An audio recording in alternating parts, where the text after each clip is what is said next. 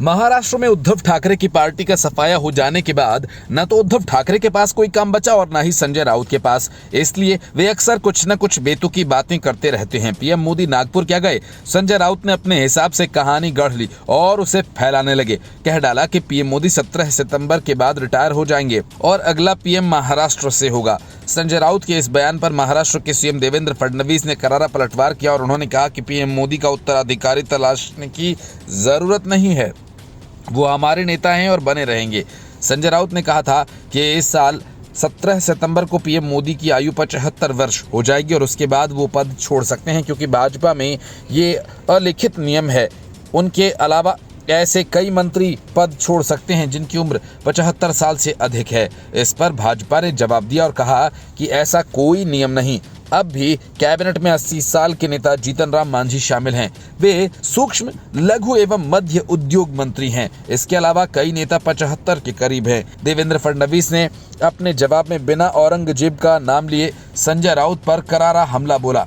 फडणवीस ने कहा कि हम 2029 में नरेंद्र मोदी को एक बार फिर प्रधानमंत्री बनते देखेंगे। उन्होंने आगे कहा कि हमारी संस्कृति में पिता जब तक जिंदा रहता है तब तक उसके उत्तराधिकारी के बारे में बात करना सही नहीं माना जाता। अभी इस पर चर्चा करने का समय नहीं आया है। औरंगजेब ने गद्दी के लिए अपने पिता को कैद खाने में डाल दिया था और जबरन गद्दी हथिया ली थी। हालांकि पीएम मोदी के रिटायर होने के बाद संजय राउत से पहले अरविंद केजरीवाल ने लोकसभा चुनाव के दौरान की थी, जब वे 6 महीने जेल में बिताकर ताज़ा जमानत पर छूटे थे। तब भी केजरीवाल ने यही सब कहा था, लेकिन संजय राउत ने तो रिटायरमेंट की तारीख से लेकर अगले पीएम का पता तक बता दिया। प्रधानमंत्री नरेंद्र मोदी 30 मार्च को नागपुर पहुंचे थे और इस दौरान उन्होंने आरएसएस मुख्यालय जाकर वहां माधव नेत्रालय के एक परिसर का शिलान्यास किया था। इसी को लेकर संजय राउत ने कहा था कि वो अपने उत्तराधिकारी की योजना बनाने के लिए नागपुर पहुंचे थे। संजय राउत ने कहा था कि नरेंद्र मोदी का उत्तराधिकारी अब महाराष्ट्र का कोई नेता होगा। इसी संबंध में वे बात करने के लिए आरएसएस पहुंचे थे और उनका विकल्प भी संघ ही तय करेगा। संजय राउत के इस बयान के बाद कयास जोर न पकड़े, इसलिए देवेंद्र फडणवीस खुद सामने आए और उन्होंने कहा कि पीएम नरेंद्र मोदी हमारे नेता हैं और बने रहेंगे।